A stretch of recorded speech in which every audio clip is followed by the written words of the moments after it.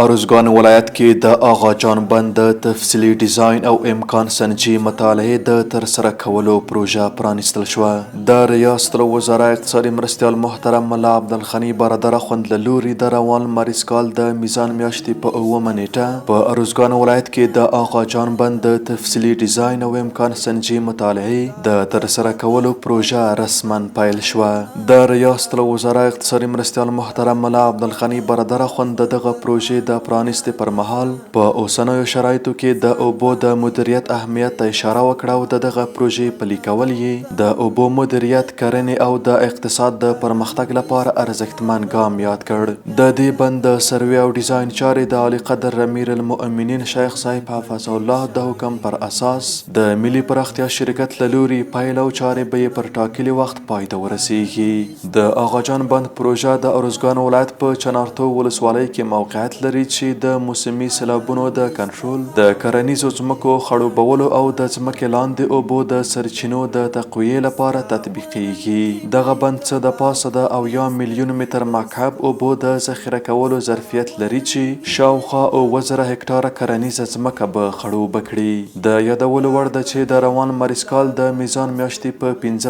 نېټه د ریاست الوزراء اقتصادي مرستيال محترم عبدالغني برادر اخوند لوري په زابل ولایت کې عمري بند هم ګټې اخیستنې ته وسپارل شو. جوړې بدې شاړې کړم ښایسته به دې سوچن